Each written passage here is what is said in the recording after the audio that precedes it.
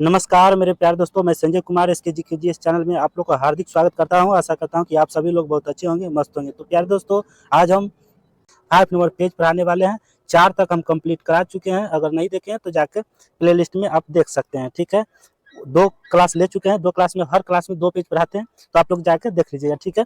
तो चलिए, तीसरा क्लास आज है, तो स्टार्ट करते हैं। स्टार्ट करने से पहले आपको कहना चाहते हैं प्यारे दोस्तों कि अगर आप लोग इस चैनल पर नए हैं और अभी तक चैनल को सब्सक्राइब नहीं किए हैं तो प्लीज़ दोस्तों इस चैनल को सब्सक्राइब करके बेल आइकन घंटी को दबाकर ऑल कर लीजिए, ताकि जो है सबसे पहले आपके पास नोटिफिकेशन पहुंच सके। क्या स्नानागार में सर्वप्रथम गिरि पुष्पक जिप्सम का सर्वप्रथम प्रयोग किया गया है। मतलब स्नानागार में जो है सर्वप्रथम गिरि पुष्पक जिस्म का सर्वप्रथम प्रयोग किया गया है, ठीक है। चलिए नेक्स्ट चलते हैं आगे। हैं इससे प्राकृतिक चारकोल की परत चढ़ाकर जलरोधी बनाया गया है। यह विशाल स्नानागार धर्मानुष्ठान संबंधी स्नान के लिए था। मार्शल ने इसे तत्कालीन विश्व का एक आश्चर्यजनक निर्माण कहा। इसके उत्तर और दक्षिण में पक्की हुई पतली ईंटों से पक्की हुई पतली ईंटों से बनी सीढ़ियां बनी हुई थी, है ना। पक्की पतली ईंटों से बनी सीढ़ियां बनी हुई है। वह इसके उत्तर में कपड़े बदलने के लिए, उत्तर दिशा में जो था वो कपड़े बदलने के 6 कक्ष थे। कितने? 6 कक्ष बने हुए थे, ठीक है। आ जाइए मोहनजोदड़ो।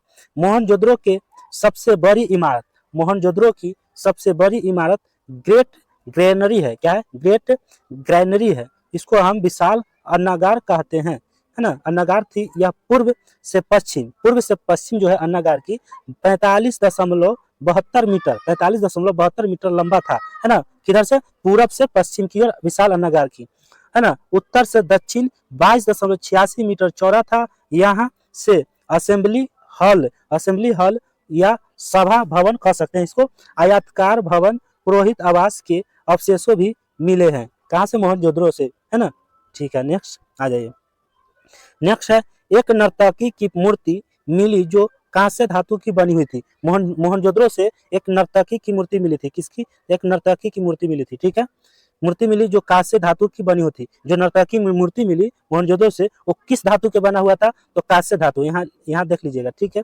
यहाँ हम लगा देते हैं, ठीक है। कांस्य धातु की बनी हुई थी, ठीक है। वह नग्न अवस्था में है एवं इसके एक हाथ में चूड़ियां पहन रखी है। वो जो है जो नर्तकी की मूर्ति है वो एक नग्न अवस्था में है। कैसा? नग्न अवस्था में पाया गया था, ठीक है। एवं इसके एक हाथ में चूड़ियां पहन रखी थी। वो जो मूर्ति थी नर्तकी की, उस एक हाथ में क्या था? चूड़ियां पहन रखी थी, ठीक है। तो यहाँ तक आप लोग याद कर लीजिएगा, ठीक है। नेक्स्ट आइए आगे। मोहनजोदड़ो से एक मोहर मिली है। मोहनजोदड़ो से क्या मिला है? एक मोहर मिलती है जिस आद शिवा, क्या है? इस मोहर को आद शिवा 3 मुख वाले देवता का चित्र मिलता है ना। मोहनजोदड़ो से एक मोहर मिलती है जिससे आद शिवा कहते हैं, है ना। 3 मुख वाले देवता भी कहा जाता है। 3 मुख वाले देवता का चित्र मिलता है जिससे सर जॉन मार्शल ने इन्हें पशुपतिनाथ कहा। पशुपतिनाथ किसने कहा? सर जॉन मार्शल ने। ये क्वेश्चन आप लोग याद कर लीजिएगा, ठीक है। सर जॉन मार्शल ने पशुपतिनाथ कहा, ठीक है। नेक्स्ट आ जाइए। इतिहासकार पिग्गट ने हड़प्पा व मोहनजोदड़ो को सिंधु घाटी सभ्यता की जुड़वा राजधानी कहा है। सिंधु घाटी क्या है प्यारे दोस्तों? हड़प्पा व मोहनजोदड़ो को सिंधु घाटी सभ्यता की जुड़वा राजधानी कहा। किसने कहा? तो यहाँ आंसर यह हुआ, ठीक है। क्या हुआ? इतिहासकार पिग्गट ने। कौन? पिग्गट ने कहा। किसने कहा? पिग्गट ने कहा, ठीक है। चलिए नेक्स्ट। सिंधु घाटी में घरों के दरवाजों मुख्य मार्ग पर सिंधु घाटी में घरों के दरवाजों मुख्य मार्ग पर न खुलकर पिछवाड़े की ओर खुलते थे, पीछे की ओर खुलते थे, ठीक है। केवल लोथल नगर के घरों के दरवाजे मुख्य सड़क की ओर खुलते थे। क्वेश्चन है कि केवल लोथल जो मुख्य दरवाजे की ओर दरवाजे किस के खुलते थे? तो लोथल नगर की। कौन सा? लोथल नगर की, ठीक है। और सिंधु घाटी के घरों के दरवाजे जो है पीछे की ओर खुलते थे। किधर? पीछे की ओर, है ना। पिछवाड़े की ओर खुलते थे, याद रखिएगा। सिंधु घाटी के पूछा जाए तो पिछवाड़े की ओर घर के दरवाजे खुलते थे। अगर लोथल के पूछेगा तो आगे की ओर पूछा जाएगा कि आगे की ओर दरवाजे की जो है आगे की ओर दरवाजे खोले जाते थे लोथल नगर की, ठीक है। याद रखिएगा। चलिए नेक्स्ट। हड़प्पा और और अन्य प्रमुख नगर पक्की ईंटों से पूर्णतः बने थे, है ना। हड़प्पा और मोहनजोदड़ो और अन्य प्रमुख नगर पक्की ईंटों से पूर्णतः बने थे, है ना। हड़प्पा और मोहनजोदड़ो जो थे और अन्य प्रमुख नगर जो थे वो पक्की ईंटों से पूर्णतः बने थे, जबकि कालीबंगा और रंगपुर कच्ची ईंटों के बने थे। कालीबंगा और रंगपुर जो थे वो कच्ची ईंटों से बने थे, याद रखिएगा, है ना। हड़प्पा मोहनजोदड़ो पक्की ईंटों से और कालीबंगा और रंगपुर जो है कच्ची ईंटों से बने थे। और ईंटों का आकार कितना था, 4 गुना 2 गुना 1 था, है ना, होता था, 4 गुना 2 गुना 1 होता था, ठीक ना। नेक्स्ट, लोथल नगर के उत्खनन करता, है ना। लोथल की जो है खुदाई किसने किया, तो SR राव या इसको हम कह सकते हैं रंगनाथ राव ने, है ना। रंगनाथ राव या SR राव ने लोथल की खुदाई करवाई, ठीक ना। यह एक व्यापारिक नगर था। लोथल जो था, लोथल नगर, यह एक व्यापारिक नगर था जो 1957 ईस्वी में यहाँ से गोदीवारा, क्या गोदीवारा मिलता है, जो सिंधु घाटी समता की सबसे बड़ी कृति है ना। गोदीवारा जो है सिंधु घाटी समता की सबसे बड़ी कृति है, ठीक है। चलिए आगे, सागर तट पर स्थित लोथल नगर पश्चिमी एशिया मेसोपोटामिया से व्यापार का प्रमुख बंदरगाह था। क्या है, सागर तट पर स्थित लोथल नगर पश्चिमी एशिया मेसोपोटामिया से व्यापार का प्रमुख बंदरगाह था, है ना। चावल की भूमि के चावल की चावल की भूसी के साक्ष्य रंगपुर और लोथल से मिले हैं, याद रखिएगा। चावल की भूसी के साक्ष्य कहाँ से मिला है, तो रंगपुर और लोथल से, याद रखिएगा। यही क्वेश्चन आएगा, क्वेश्चन पूछा जाएगा कि चावल की भूसी के साक्ष्य कहाँ से मिले हैं, तो रंगपुर व लोथल से मिले हैं, ठीक है, यहाँ हो जाएगा, ठीक है। या रंगपुर और लोथल से क्या क्या साक्ष्य मिले, तो चावल की भूसी मिले हैं, ठीक है, ये याद रखिएगा, ये क्वेश्चन इंपॉर्टेंट है, ठीक है। नेक्स्ट आ जाइए चौहुंद्रो। चौहुंद्रो का उत्खनन 1935 ईस्वी में होता है। चौहुंद्रो की खुदाई जो है 1935 में की जाती है, और इसकी खुदाई किसने किया, मैके ने।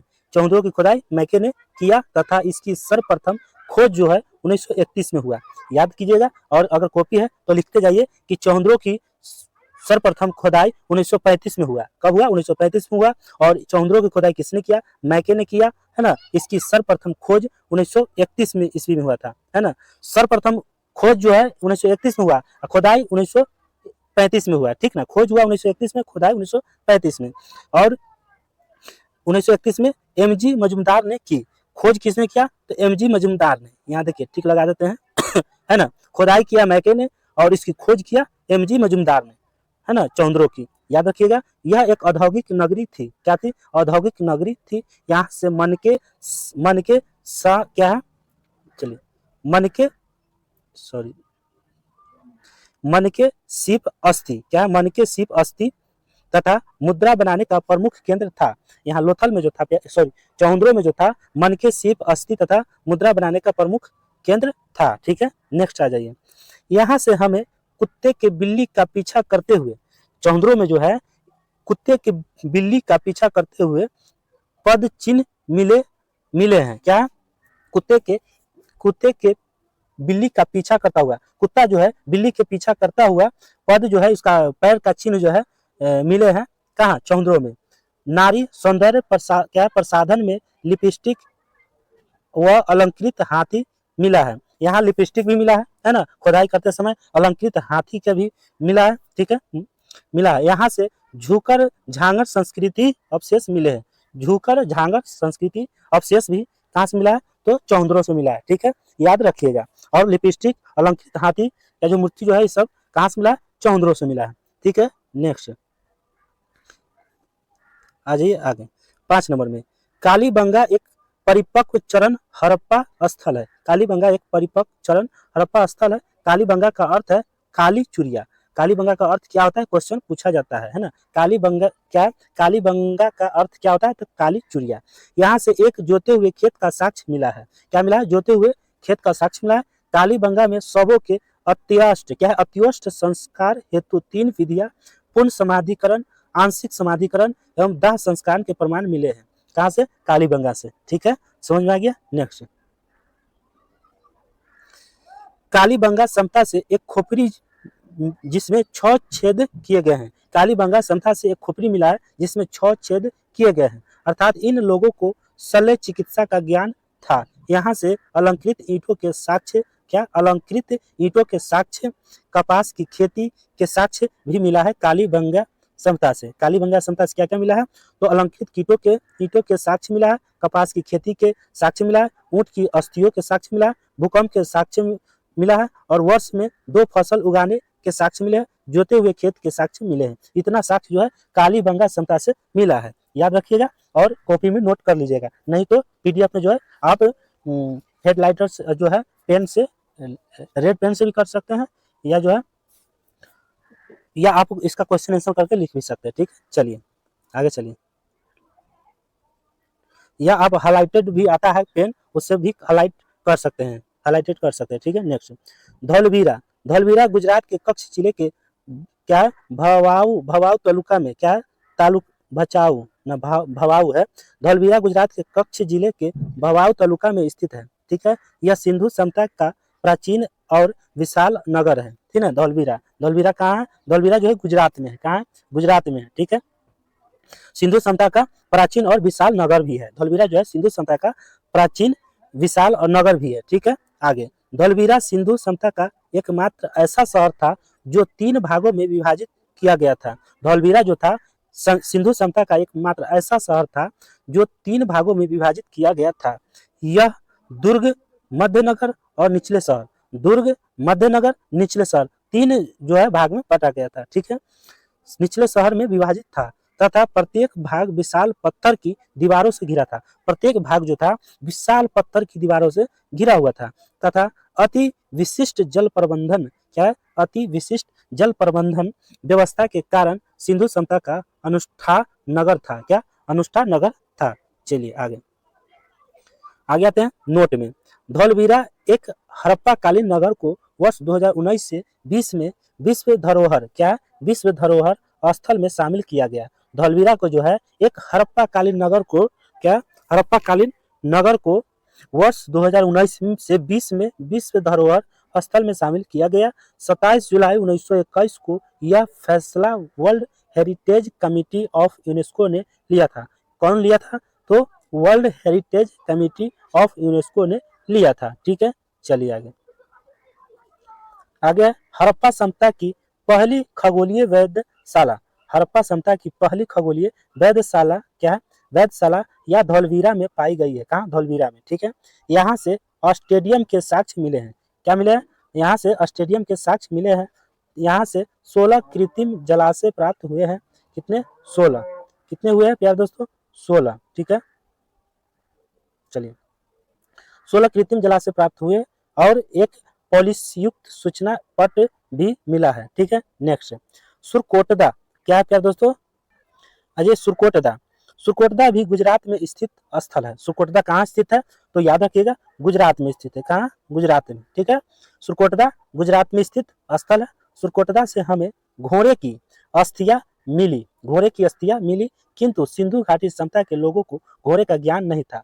सिंधु सभ्यता के लोगों को जो है घोड़े का ज्ञान नहीं था। ठीक है, लेकिन जो है सुरकोटदा से हमें घोड़े की अस्थियां मिली। उनका जो है अस्थियां, हड्डी उड्डी जो होता है उनका जो है सिंधु सभ्यता से ही मिला था। ठीक है, सुरकोटदा से। ठीक है, चलिए आगे रंगपुर स्थल जो है, क्या प्यारे दोस्तों? रंगपुर। रंगपुर स्थल गुजरात के काठियावाड़ जिले में स्थित है। रंगपुर भी जो है गुजरात में ही है। ठीक है, गुजरात के कठियावाड़ जिले में, कहाँ? कठियावाड़ जिले में स्थित है, जहां से हमें चावल के दाने के साक्ष्य मिले हैं।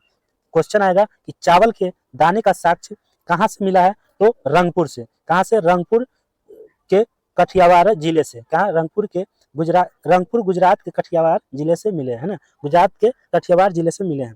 ठीक है, ऑप्शन में रहेगा गुजरात, तो गुजरात भी मार देंगे, कठियावाड़ जिला रहेगा तो वो भी मार सकते हैं। ठीक ना, नेक्स्ट आ जाइए सिंधु सभ्यता के लोगों को लिपि का ज्ञान था। सिंधु सभ्यता के लोगों को लिपि का ज्ञान था, है ना? क्या था? लिपि का ज्ञान था। इनकी लिपि भाव चित्रात्मक था। क्या था? भाव चित्रात्मक था। सिंधु सभ्यता के लोगों का लिपि कैसा था? तो भाव चित्रात्मक। क्वेश्चन आता है कि सिंधु सभ्यता के लोगों का लिपि कैसा था? तो भाव चित्रात्मक। यहाँ देख लीजिएगा लिपि थी। ठीक है, यह दाई से बाई ओर लिखी जाती थी, है ना? ये भाव चित्रात्मक जो लिपि थी वो कैसे लिखी जाती थी? तो दाई से बाई ओर लिखी जाती थी। सिंधु सभ्यता की जो लिपि जो है दाई से बाई ओर लिखी जाती थी। इससे हम गौमूत्राक्षर लिपि भी कहते हैं। क्या कहते हैं? गौमूत्राक्षर लिपि भी कहा जाता है। इसमें 375 से 400 भाव मिलते हैं। कितने? 375 से 400 भाव मिलते हैं और इससे अभी तक पढ़ा नहीं गया है। इस जो है लिपि को अभी तक पढ़ा नहीं गया है। ठीक है, समझ में आ गया होगा। चलिए, सिंधु घाटी समता विश्व की प्रथम नगरीय समता है। क्या है क्या दोस्तों? सिंधु घाटी समता विश्व की प्रथम नगरीय समता है, जिसके शहर ग्रिड प्रणाली, क्या है? ग्रिड प्रणाली पर बसे हुए थे और सड़कें एक दूसरे को समकोण पर काटती थी। सिंधु घाटी समता विश्व की प्रथम नगरीय समता थी, याद रखिएगा। ठीक ना, विश्व की प्रथम नगरीय समता कौन थी? सिंधु घाटी समता। ठीक है, और ग्रिड प्रणाली पर बसे हुए थे। कहाँ? ग्रिड प्रणाली, कौन से शहर में? ग्रिड प्रणाली पर बसे हुए थे, है ना। एक दूसरे को समकोण पर काटती थी, एक दूसरे को समकोण पर काटती थी। ठीक है, नेक्स्ट। चलिए, नेक्स्ट प्यारे दोस्तों, सिंधु सभ्यता के लोग यातायात के लिए 2 पहियों 4 पहियों वाली बैलगाड़ी का उपयोग करते थे। सिंधु सभ्यता के लोग जो थे वो 2 पहियों या एवं 4 पहियों वाली बैलगाड़ी का प्रयोग करते थे। उसी से सवारी करते थे, जाते आते थे और खेती बाड़ी करते थे। ठीक है, और सिंधु सभ्यता में समाज संभवतः 4 वर्णों में विभाजित था। सिंधु सभ्यता के समाज जो थे वो 4 वर्णों में विभक्त था, है ना, मतलब 4 वर्णों में विभाजित था, बांटा हुआ था। ठीक है, पहला था पुरोहित वर्ग, दूसरा था व्यापारी वर्ग, तीसरा था किसान वर्ग, चौथा था श्रमिक वर्ग। ठीक है, तो 4 वर्गों में बटा हुआ था। तो आप लोग को कैसा लग रहा है क्लास आज का? आप लोग कमेंट बॉक्स में जरूर बताइएगा। सिंधु सभ्यता में लोग जो रहते थे वो शांतिपूर्ण रहते थे। क्या? शांति प्रिय लोग रहते थे, है ना, क्योंकि यहाँ अत्यंत कम मात्रा में हथियार मिले तलवार से परिचित नहीं थे। यहाँ के जो है सिंधु सभ्यता के लोग जो थे वो तलवार से जो है परिचित नहीं थे, है ना, तलवार से परिचित नहीं थे। क्वेश्चन आगे, क्योंकि यहाँ के लोग लोहे से परिचित नहीं थे, है ना। सिंधु सभ्यता में शांति प्रिय लोग रहते थे क्योंकि यहाँ के अत्यंत कम मात्रा में हथियार मिले, है ना, तलवार से परिचित नहीं थे, क्योंकि यहाँ के लोग लोहे से परिचित नहीं थे। ये कांसे, तांबा, टीन का प्रयोग करते थे। कांसे, है ना, तांबा, टीन का प्रयोग करते थे। ठीक है, तो लोहे से परिचित नहीं थे सिंधु सभ्यता के लोग। ठीक है, चलिए आगे। इस सभ्यता में सोने और चांदी का प्रयोग करते थे। सिंधु सभ्यता के लोग जो है सोने चांदी का भी प्रयोग करते थे, क्योंकि यहाँ पुरुष व महिलाएं जवाहरात पहनते थे। क्या? जो जेवर जो है उसको जवाहरात कहा जाता है, तो जेवर पहनते थे। ठीक है, सोने चांदी का, और श्रृंगार भी करते थे। ठीक है, वो अपना जितना भी श्रृंगार होता था लेडीज का वो सभी श्रृंगार करते थे सिंधु सभ्यता के लोग। ठीक है, आगे। मनोरंजन के लिए मुर्गे, पशु पक्षी की लड़ाई कराना व शतरंज खेलना, शिकार करना, मछली पकड़ना इनके प्रिय खेल थे। सिंधु सभ्यता के लोगों का प्रिय खेल क्या था? तो चलिए बताते हैं।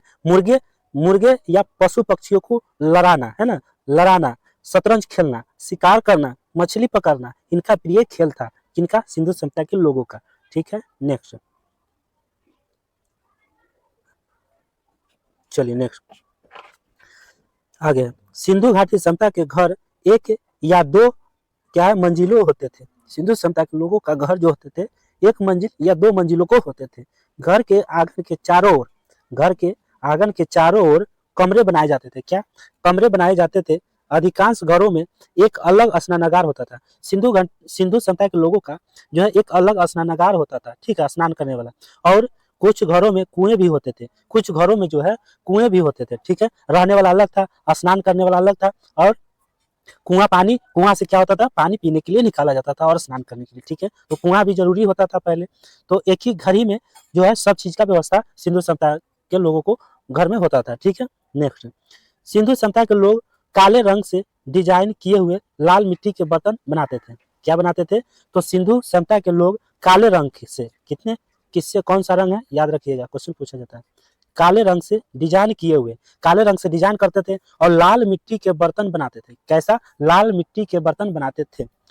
सिंधु सभ्यता के लोग वृक्ष पूजा, जल पूजा, लिंग पूजा, योनि पूजा, मातृ देवी की उपासना में विश्वास रखते थे। ये सभी का पूजा जो है सिंधु सभ्यता के लोगों ने करते थे और विश्वास करते थे। ठीक है, इन्हें ध्यान एवं योग का भी ज्ञान था। ध्यान और योग का भी इनको जो था ये ज्ञान था। ठीक है, नेक्स्ट।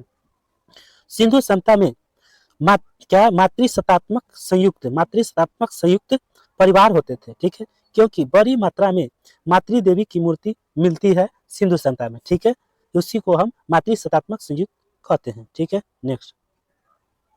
यहाँ से ज्यादातर मोहरे सैलखरी की बनी होती थी। किसकी? सैलखरी।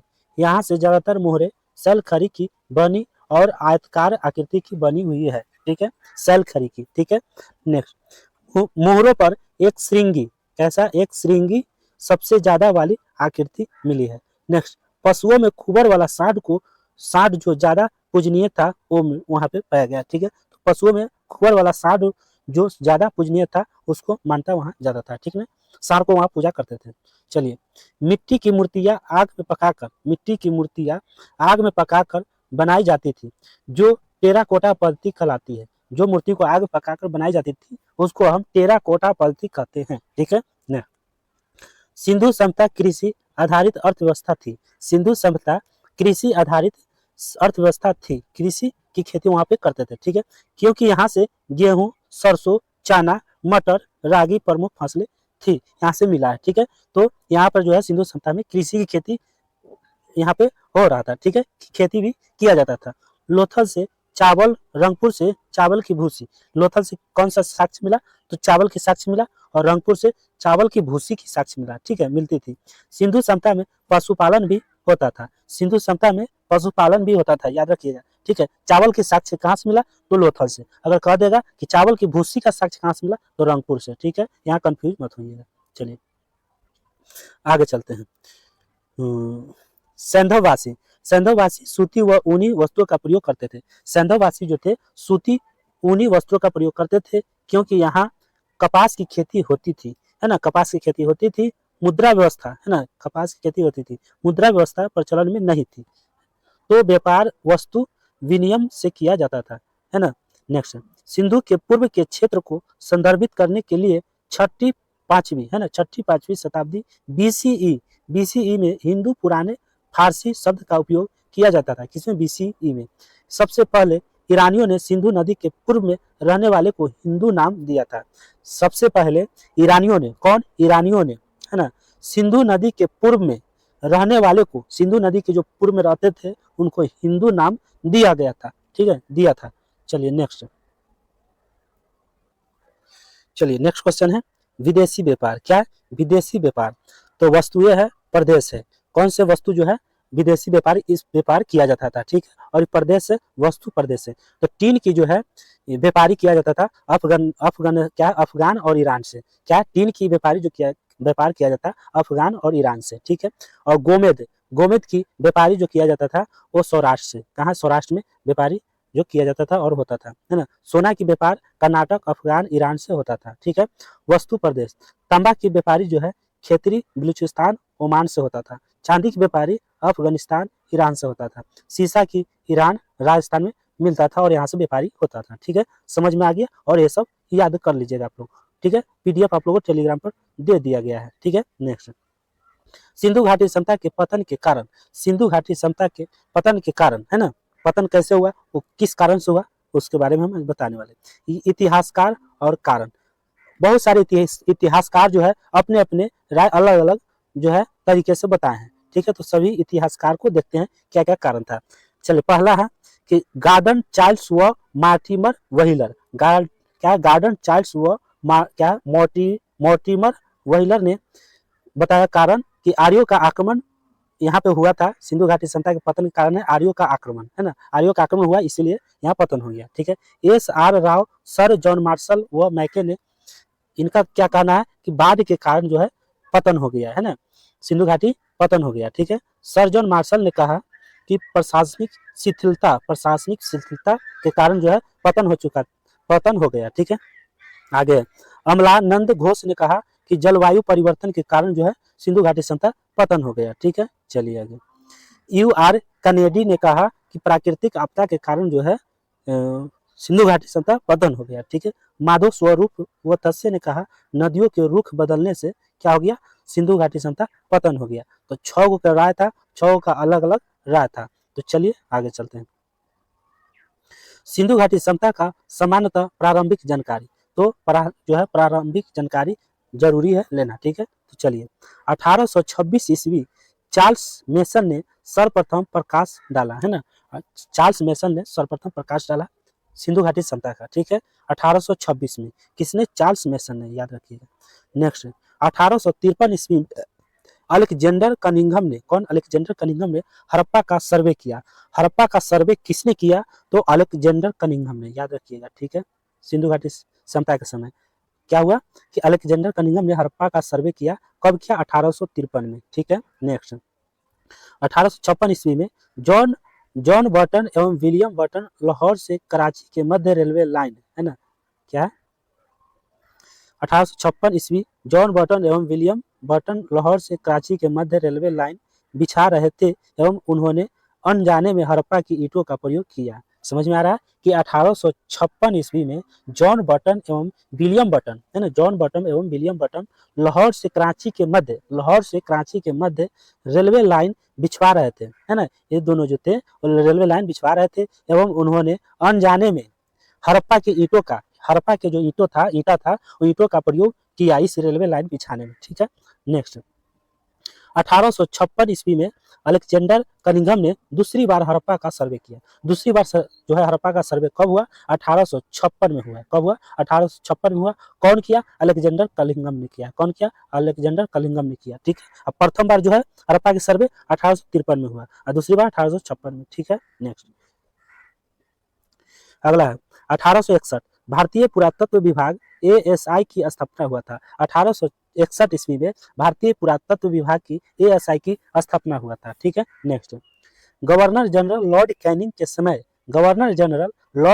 समय अलेक्जेंडर कनिंघम, कौन? अलेक्जेंडर कनिंघम को एएसआई का जनक कहा जाता है ना। एएसआई का जनक किसको कहा जाता है? तो अलेक्जेंडर कनिंघम को कहा जाता है गवर्नर जनरल लॉर्ड कैनिंग के समय, है ना। नेक्स्ट 1921 ईस्वी में सर जॉन मार्शल ने दयाराम साहनी को हड़प्पा उत्खनन करने हेतु नियुक्त किया था, है ना। जो है हड़प्पा की खुदाई किसने किया? तो दयाराम साहनी ने किया था। कौन किया था? दयाराम साहनी ने किया था, ठीक है। कब किया था? 1921 ईस्वी में हड़प्पा की खुदाई किया था, है ना। तो दयाराम साहनी की नियुक्ति कौन किया? तो सर जॉन मार्शल ने। कौन किया? सर जॉन मार्शल ने दयाराम साहनी को हड़प्पा की खुदाई करने के लिए नियुक्त किया था, ठीक है। आप लोग को समझ में बिल्कुल आ रहा होगा, ठीक है। नेक्स्ट 1922 ईस्वी में सर जॉन मार्शल ने राखल दास बनर्जी को मोहनजोदड़ो का उत्खनन करता नियुक्त किया था। तो मोहनजोदड़ो की खुदाई कब हुआ? 1922 में हुआ। कब हुआ प्यारे दोस्तों? 1922 में हुआ। आप लोग कमेंट बॉक्स में जरूर बताइए। मोहनजोदड़ो की खुदाई 1922 में होता है और मोहनजोदड़ो की खुदाई किसने किया? तो राखल दास बनर्जी ने किया था। कौन? राखल दास बनर्जी ने किया। और इसकी खुदाई करने के लिए, मोहनजोदड़ो की खुदाई करने के लिए नियुक्ति कौन किया था? तो सर जॉन मार्शल ने किया था। कौन? सर जॉन मार्शल ने किया था, ठीक है। चलिए याद कर लीजिएगा, ठीक है। नेक्स्ट 1924 ईस्वी में सर जॉन मार्शल ने भारतीय पुरातात्विक विभाग के तत्कालिक महानिदेशक ने सिंधु घाटी सभ्यता हड़प्पा सभ्यता का नामकरण किया, है ना। सर जॉन मार्शल भारतीय पुरातात्विक विभाग के तत्कालिक महानिदेशक ने सिंधु घाटी सभ्यता हड़प्पा सभ्यता का नामकरण किया। किसने? सर जॉन मार्शल ने किया। कब किया? 1924 में किया, ठीक है। नेक्स्ट चलिए अब आ गए हम 6 नंबर पेज में। कितना? 6 नंबर में। 1 नंबर पेज पूरा कंप्लीट हो चुका है। अब दूसरे नंबर पेज में हम प्रवेश कर चुके हैं। तो चलिए इसको भी हम आज जो है क्लियर करते हैं। चलिए क्या है? पहला प्रमुख स्थल और स्थिति। प्रमुख स्थल और स्थिति और उत्खननकर्ता व खोजकर्ता कौन थे, है ना। और नदी कौन सा है, ठीक है, किस नदी पर बसा हुआ है, ठीक है। ये सब हम बताएंगे और ये सब जो है जरूर आप लोग याद कीजिएगा। यहाँ से क्वेश्चन पूछा जाता है हर एग्जाम में, ठीक है। चलिए पहला है हड़प्पा। हड़प्पा जो है कहाँ पे स्थित है? तो पाक के पंजाब प्रांत का साहिवाला जिला में स्थित है। पाकिस्तान के, है ना, पाकिस्तान के पंजाब, है ना, प्रांत का साहिवाला जिला में हड़प्पा स्थित है। और हड़प्पा की खुदाई किसने किया? तो दयाराम साहनी ने खुदाई किया। कब किया? 1921 ईस्वी में जो है हड़प्पा की खुदाई की है। कब? 1921 में। और धामो स्वरूप वत्स से 1926 में खुदाई किया हड़प्पा के, ठीक है। वहीलर ने 1946 में, ठीक है। तो याद रखिएगा। और हड़प्पा जो है किस नदी पर बसा हुआ? तो रावी नदी पर। किस नदी पर? रावी नदी पर। दूसरा नंबर है मोहनजोदड़ो। मोहनजोदड़ो जो है कहाँ स्थित है? मोहनजोदड़ो कहाँ पे है? तो पाकिस्तान के सिंध प्रांत का लड़काना जिला में। पाकिस्तान के सिंध प्रांत का लड़काना जिला में मोहनजोदड़ो स्थित है, ठीक है। और मोहनजोदड़ो की खुदाई राखल दास बनर्जी ने किया था। कौन? राखल दास बनर्जी ने किया। कब किया? 1922 ईस्वी में। कब? 1922 ईस्वी में खुदाई किया, ठीक है। और मैके ने 1927 ईस्वी में मोहनजोदड़ो की खुदाई किया, 1927 में। और 1930 में वहीलर ने मोहनजोदड़ो की खुदाई किया। 3 बार मोहनजोदड़ो की खुदाई हुआ, ठीक है। चलिए और मोहनजोदड़ो जो है किस नदी पर बसा हुआ है? सिंधु नदी पर। किस नदी पर? सिंधु नदी पर। नेक्स्ट है जी तीसरा नंबर लोथल। लोथल जो है कहाँ स्थित है? गुजरात का अहमदाबाद जिला में स्थित है। लोथल जो है गुजरात का अहमदाबाद जिला में स्थित है। ठीक है, याद रखिएगा। और इसकी लोथल की खुदाई एस.आर. राव ने 1953 से 1954 तक इसकी खुदाई चला। एस.आर. राव ने खुदाई लोथल की करवाई और 1953 से 54 तक इसकी खुदाई चला। और लोथल जो है किस नदी पर बसा हुआ है? तो भोगवा नदी पर बसा हुआ है। लोथल जो है भोगवा नदी पर बसा हुआ है, याद रखिएगा, क्वेश्चन पूछा जाता है। नेक्स्ट क्वेश्चन 4 नंबर में धौलवीरा। धौलवीरा कहाँ पे स्थित है? तो गुजरात का कच्छ जिला में। गुजरात का कच्छ जिला में। तो गुजरात कहाँ? भारत में है। कहाँ? भारत में है। तो लोथल भी भारत में है ना, भारत में है। और गुजरात भी भारत में है। ठीक है, तो जेपी जोशी है ना, धौलवीरा की खुदाई जेपी जोशी ने 1967 से 1968 तक खुदाई चला। जेपी जोशी ने धौलवीरा की खुदाई किया। ठीक है, और उसके बाद रविंद्र सिंह बिष्ट ने 1990 से 91 तक खुदाई की है। ठीक है, और धौलवीरा जो है किस नदी पर बसा हुआ है? तो लूनी नदी पर। किस नदी पर? लूनी नदी पर। ठीक है, नेक्स्ट 5 नंबर चौहुंद्रो। चौहुंद्रो कहाँ पे बसा हुआ है? तो पाक का सिंध प्रांत नवाबशाह जिला में है ना। चौहुंद्रो कहाँ पे स्थित है? तो पाक का सिंध प्रांत नवाबशाह जिला में स्थित है। ठीक है, और चौहुंद्रो की खुदाई मैके ने 1925 ईस्वी में, एन.जी. मजुमदार 1931 में खुदाई किया। ठीक है, और चौहुंद्रो जो है किस नदी पर स्थित है? तो सिंधु नदी पर। चौहुंद्रो कहाँ स्थित है? सिंधु नदी पर। ठीक है, नेक्स्ट आ जाइए सुरकोटदा 6 में। सुरकोटदा की जो है, सुरकोटदा कहाँ पे स्थित है? तो कच्छ गुजरात में। कच्छ जो है गुजरात में पड़ता है। सुरकोटदा गुजरात में स्थित है। और इसकी खुदाई जो है जगपति जोशी ने किया था। सुरकोटदा की खुदाई जगपति जोशी ने 1972 से 75 तक खुदाई चला। और सुरकोटदा जो है कहाँ बसा हुआ है? तो भोगवा नदी पर है ना। सुरकोटदा जो है कहाँ बसा हुआ है? भोगवा नदी पर। ठीक है, आ जाइए रंगपुर। रंगपुर जो है काठीवाड़ा जिला गुजरात में स्थित है। रंगपुर जो है कहाँ स्थित है? काठीवाड़ा जिला में स्थित है, जो गुजरात में पड़ता है। ठीक है, और इसकी खुदाई जो है रंगनाथ राव ने 1953 से 54 तक खुदाई चला। रंगनाथ राव ने खुदाई करवाया। और काली जो है रंगपुर जो है किस नदी पर बसा हुआ है? तो मादर नदी पर है ना। रंगपुर जो है मादर नदी पर बसा हुआ है। ठीक है, नेक्स्ट चलिए नेक्स्ट आ जाइए कालीबंगा। क्या है? कालीबंगा। चलिए क्या है प्यारे दोस्तों? आगे कालीबंगा 8 नंबर में हनुमानगढ़ जिला में स्थित है। कहाँ है? कालीबंगा जो है हनुमानगढ़ जिला में स्थित है। हनुमानगढ़ जिला कहाँ पड़ता है? राजस्थान में। कौन सा राज्य में? राजस्थान में पड़ता है, इंडिया भारत में। ठीक है, और कालीबंगा जो है खुदाई किसने किया कालीबंगा का? तो क्या है? अमलानंद घोष ने। कौन? अमलानंद घोष ने 1951 ईस्वी में इसकी खुदाई किया है। किसका? कालीबंगा की। बी.वी. लाल क्या है? बी.वी. लाल बी.के. थापर ने 1961 में कालीबंगा की खुदाई किया। और कालीबंगा जो है घाघर नदी पर बसा हुआ है। कहाँ? घाघर नदी पर। 9 नंबर में आ जाइए कोटदीजी। कोटदीजी जो है सिंध प्रांत का खैरपुर में स्थित है। सिंध प्रांत का खैरपुर में स्थित है। ठीक है, और जो है कोटदीजी फजल अहमद ने कोटदीजी की खुदाई करवाया था 1953 में। कब? 1953 में। ठीक है, और जो है कोटदीजी किस नदी पर है? तो सिंधु नदी पर बसा हुआ है। ठीक है, आ जाइए 10 नंबर में आलमगीरपुर। क्या है? आलमगीरपुर कहाँ पे स्थित है? मेरठ में। मेरठ पड़ता है उत्तर प्रदेश में है ना। आलमगीरपुर जो है मेरठ में स्थित है और मेरठ पड़ता है उत्तर प्रदेश में। ठीक है, और इसका जो खुदाई आलमगीरपुर की खुदाई जो है यज्ञदत्त शर्मा ने 1953 से 56 तक खुदाई चला और यज्ञदत्त शर्मा ने इसकी खुदाई करवाया। और 21 नदी पर बसा हुआ है प्यारे दोस्तों? तो हिंडन नदी पर। कहाँ? हिंडन नदी पर बसा हुआ है। ठीक है, आलमगीरपुर। 11 नंबर में आ जाइए दैमाबाद। कौन है? दैमाबाद। दैमाबाद कहाँ स्थित है? तो अहमदनगर महाराष्ट्र में पड़ता है। कहाँ? महाराष्ट्र में पड़ता है। ठीक है, और इसकी खुदाई जो है दैमाबाद की खुदाई M.N. देश पांडे ने किया था। M.N. देश पांडे ने 1958 से 59 तक इसकी खुदाई चला। और S.R. राव ने 1975 से 76 में फिर खुदाई हुआ है ना। और फिर खुदाई इसको M.L. साली ने किया 1978 से 79 तक खुदाई चला। 3 बार भी इसको दैमाबाद की खुदाई हुआ। ठीक है, और दैमाबाद जो है कौन सी नदी में बसा हुआ है? तो परवरा नदी पर। कौन सी? परवरा नदी पर। ठीक है, 12 नंबर सुतकांगेडोर। क्या है? सुतकांगेडोर जो है पाक मकरान में समुद्र तट के किनारे स्थित है। पाक मतलब पाकिस्तान के मकरान में समुद्री तट के किनारे जो है सुतकांगेडोर स्थित है। और इसकी खुदाई जो है सुतकांगेडोर की ऑरेल अस्टाइन ने। कौन? ऑरेल अस्टाइन ने 1927 ईस्वी में की थी। और जो है सुतकांगेडोर किस नदी पर स्थित है? तो दासक नदी पर स्थित है। आ जाइए 13 नंबर में क्या है? रोपर। रोपर जो है रोपर कहाँ स्थित है? तो रोपर जिला है ना। रोपर जिला पंजाब में पड़ता है, पंजाब में स्थित है। ठीक है, और इसकी खुदाई जो है यज्ञदत्त शर्मा ने 1953 में स्टार्ट खुदाई होता है और 56 तक इसकी खुदाई चलता है। तो रोपर की खुदाई किसने कराया? यज्ञदत्त शर्मा ने किया। ठीक है, और एकदम रोपर जो है सतलज नदी के किनारे बसा हुआ है ना, सतलज नदी के किनारे बसा हुआ है रोपर। ठीक है, आ जाइए 14 नंबर बनवाली। बनवाली हिसार जिला हरियाणा में स्थित है, कहाँ, हरियाणा में। ठीक है, और बनवाली की जो है खुदाई रविंद्र सिंह बिष्ट ने, कौन, रविंद्र सिंह बिष्ट ने 1974 में खुदाई किया, और ये जो है रंगोई नदी पर बसा हुआ है, कहाँ, रंगोई नदी पर बसा हुआ है, कौन, तो बनवाली। ठीक है, 15 नंबर में सोलका। सोलका की खुदाई जो है, सॉरी, सोलका कहाँ पे अवस्थित है, कहाँ स्थित है, तो द बलूचिस्तान में। सोलका जो है द बलूचिस्तान में स्थित है। ठीक है, और इसकी खुदाई जो है जॉर्ज, क्या है, जॉर्ज डेल्स 1962 ईस्वी में खुदाई हुआ। और कौन सा नदी पे बसा हुआ, तो सादी कौर नदी पे बसा हुआ है, सादी कौर नदी पे बसा हुआ है। ठीक है, नेक्स्ट आ जाइए 16 में राखी गढ़ी। राखी गढ़ी जो है हिसार जिला में स्थित है और हरियाणा में पड़ता है हिसार जिला। ठीक है, और इसकी खुदाई जो है रफीक मुगल ने किया था। रफीक मुगल और अमरेंद्र नाथ ने 1997 से 99 तक इसकी खुदाई चला, किसकी, राखी गढ़ी की। और राखी गढ़ी कहाँ पड़ता है, कहाँ पे अवस्थित है, किस नदी पे, तो घाघर नदी पर अवस्थित है। ठीक है, next question 17 number Desalpur. Desalpur Kutch जिला में अवस्थित है, ये कहाँ पड़ता है, गुजरात में। कच्छ जिला जो है गुजरात में पड़ता है।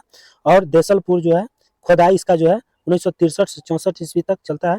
पीपी पांड्या, एम के ढाके, के वी सुंदर, क्या सुंदर राजन ने इसकी खुदाई किया। और किस नदी पर है, तो बामू चेला नदी पर बसा हुआ है, कौन, तो देसलपुर। ठीक है, आ जाइए 18 नंबर कुनाल या कुनाल, है ना, कुनाल जो है कहाँ स्थित है, हरियाणा में। और इसकी खुदाई जो है श्री जे एस खत्री व श्री एम आचार्य ने इसकी खुदाई कराई। और किस नदी पर, कोसी नदी पर। ठीक है, आ जाइए 19 नंबर में रोजदी। रोजदी कहाँ स्थित है, तो सौराष्ट्र में, सौराष्ट्र गुजरात में। ठीक है, तो इसकी खुदाई जो है 1982 से 95 ईस्वी तक होती है, और 7 बार उत्खनन किया जाता है रोजदी को। ठीक है, और किस नदी पर है, तो भादर नदी पर, कौन सा, भादर नदी पर बसा हुआ है। ठीक है, 20 नंबर मिताथल। मिताथल कहाँ स्थित है, तो भिवानी हरियाणा में। कहाँ, भिवानी हरियाणा में, क्या है, भिवानी हरियाणा में। ठीक है, और इसकी खुदाई जो है सूरजभान 1968 में कराई थी, है ना, सूरजभान ने 1968 में खुदाई किया था, किसकी, मिताथल को। ठीक है, और मिताथल किस नदी पर है, तो चौटांग व जमुना नदी पर। कहाँ, चौटांग व जमुना नदी पर बसा हुआ है। ठीक है, चलिए, चौटांग व जमुना नदी पर, जमुना नदी के मध्य में बसा हुआ है। चलिए आगे जाइए 21 नंबर में मांडा। मांडा कहाँ पड़ता है, कहाँ स्थित है, जम्मू कश्मीर में। मांडा जो है जम्मू कश्मीर में स्थित है। और मांडा की खुदाई किसने किया, तो मांडा की खुदाई जेपी जोशी ने किया, 1976 से 77 तक खुदाई चला। और किस नदी पर है, तो चिनाब नदी पर मांडा बसा हुआ है। ठीक है, 22 नंबर में बालकोट। बालकोट जो है पाकिस्तान के खैबर पख्स, क्या है, पख्तूनख्वा, क्या, पख्तूनख्वा प्रांत में स्थित है। ठीक है, बालकोट जो है इसकी खुदाई जॉर्ज एफ डेल्स ने 1963 से 70 तक खुदाई चला, है ना, खुदाई करवाया। और इस जो है बालकोट जो है किस नदी पर है, तो कुनहार नदी पर, कौन, कुनहार नदी पर, नैन सुख नदी पर बसा हुआ है। ठीक है, चलते हैं नेक्स्ट,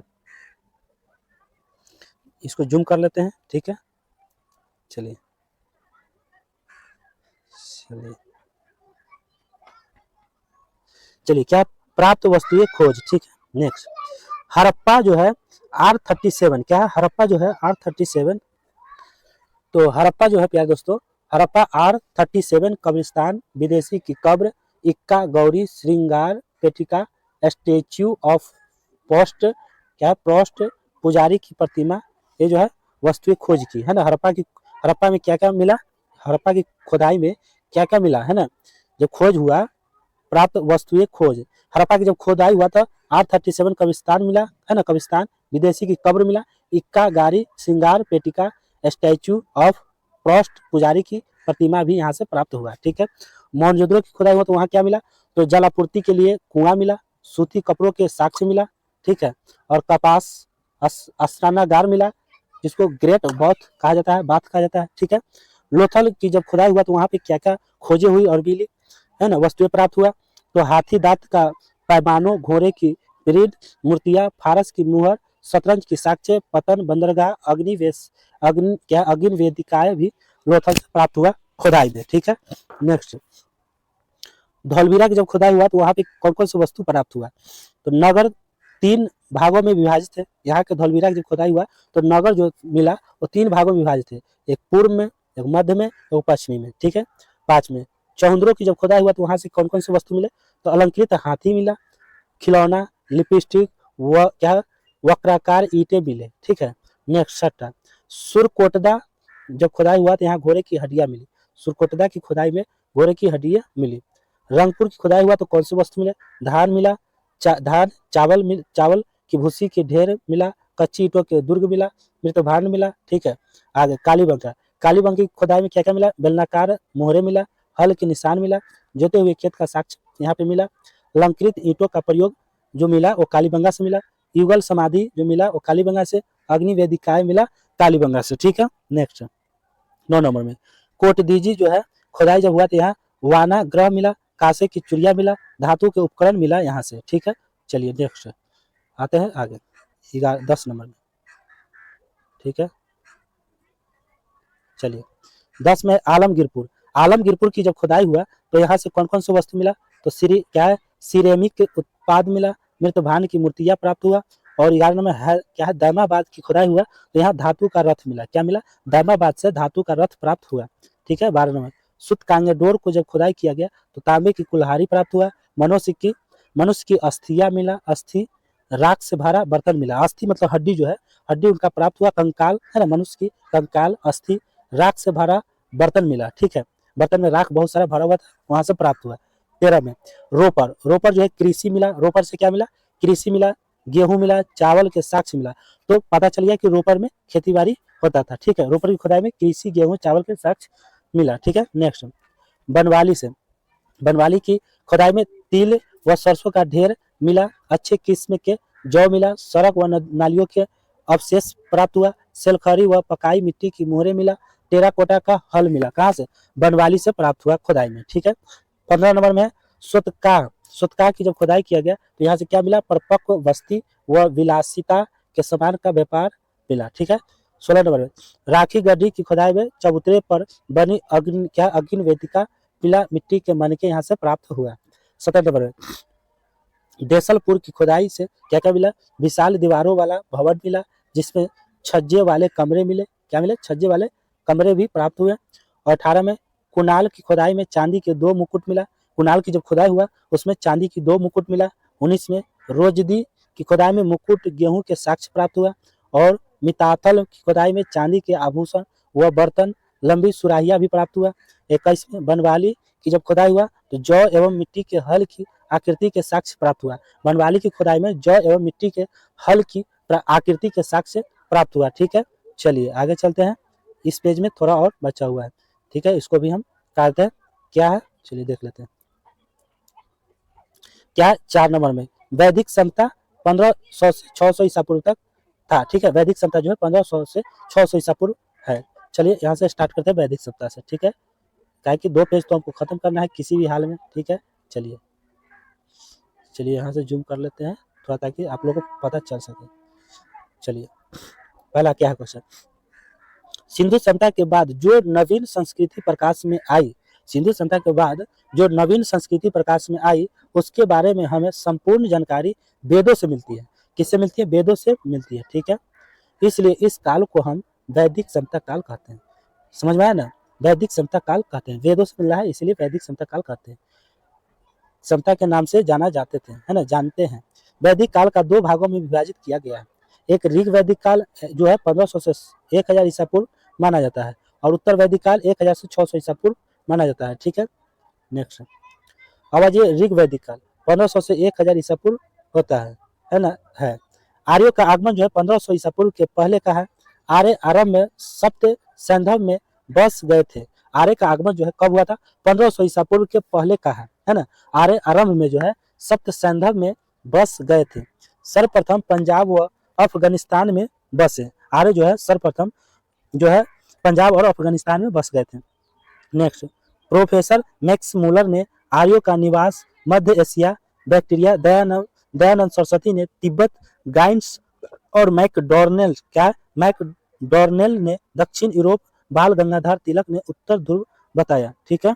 क्या बताया, तो फिर से रिपीट कर देते हैं। प्रोफेसर मैक्स मूलर ने आर्यों का जो है निवास मध्य एशिया, बैक्टीरिया, दयानंद सरस्वती ने तिब्बत, गाइंस और मैकडोनाल्ड ने दक्षिण यूरोप और बाल गंगाधर तिलक ने उत्तर ध्रुव बताया। सब जो है जितने भी है वो सब अपने अपने जो है अलग अलग तरीके से बताया उनका निवास, है ना।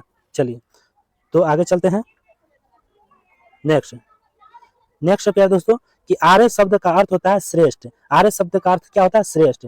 कुलीन होता है, क्या होता है? कुलीन होता है। इस समता के संस्थापक आर्य थे, है ना। इस समता के, कुलीन समता के जो है आर्य समता, सॉरी कुलीन समता के संस्थापक आर्य थे। वैदिक समता, इसलिए इसे कभी कभी आर्य समता भी कहा जाता है। क्या? वैदिक समता को कभी कभी आर्य समता भी कहा जाता है। वैदिक समता मूलतः ग्रामीण थी। कैसी थी? तो वैदिक समता मूलतः ग्रामीण थी। आर्य का आरंभिक जीवन मुख्यतः पशुचारण का था। क्या? पशुचारण का था, है ना। आर्य का आरंभिक जीवन मुख्यतः पशुचारण का था। कृषि उनका गौण धंधा था। कृषि जो था वो गौण धंधा था। आर्यों की भाषा मूलतः संस्कृति थी। आर्य की भाषा कैसी थी? तो संस्कृत थी। ठीक है, लिख लीजिएगा। आर्यों का इतिहास मुख्यतः हमें वेदों से ज्ञात होता है। आर्यों का जो है इतिहास मुख्यतः हमें वेदों से ज्ञात होता है ना। सिंधु आर्यों के लिए सबसे महत्वपूर्ण नदी थी तथा सबसे पवित्र नदी थी सरस्वती। समझ में आ रहा है ना कि सिंधु आर्यों के लिए सबसे महत्वपूर्ण नदी थी तथा सबसे पवित्र नदी थी सरस्वती। ठीक है। ऋग्वेद के नदी सुवत में सरस्वती को नदी, क्या? नदीत्मा कहा गया है। क्या कहा गया? नदीत्मा कहा गया है। क्या कहा गया? नदीत्मा कहा गया है। ऋग्वेद काल का समाज कबीले के रूप में संगठित था। किसके? कबीले के रूप में संगठित था। ऋग्वेद में अफगानिस्तान की नदियां का भी उल्लेख है। ऋग्वेद में जो है अफगानिस्तान की नदियां का भी क्या उल्लेख है। ऋग्वेद में एक पर्वतमाला मोजवंत, क्या है? पर्वतमाला मोजवंत हिमालय का उल्लेख भी मिलता है। ठीक है। ऋग्वेद में गंगा व सरयू नदी का उल्लेख एक बार मिलता है। ऋग्वेद में गंगा और सरयू नदी का उल्लेख एक बार मिलता है एवं जमुना नदी का उल्लेख 3 बार मिलता है। याद रखिएगा, ऋग्वेद में गंगा व सरयू नदी का उल्लेख जो है एक बार मिलता है और जमुना नदी का उल्लेख जो है ऋग्वेद में 3 बार मिलता है। एकदम क्वेश्चन भी इंपॉर्टेंट है, याद कर लीजिएगा। तो आज का क्लास जो है प्यारे दोस्तों यहीं तक स्टॉप करते हैं, क्योंकि 2 पेज हम खत्म कर चुके हैं। तो चलते हैं प्यारे दोस्तों। जाते जाते कहना चाहते हैं कि अभी तक चैनल को सब्सक्राइब नहीं किया है तो आप लोग चैनल को सब्सक्राइब करके बेल आइकन घंटी को दबाकर ऑल कर लीजिए और इस वीडियो को ज़्यादा से ज़्यादा शेयर कर दीजिए। ठीक है। तो चलते हैं प्यारे दोस्तों, और कैसा लगा आज की क्लास आप लोग कमेंट बॉक्स में जरूर बताइए। ठीक है। तो चलते हैं। जय हिंद, जय भारत।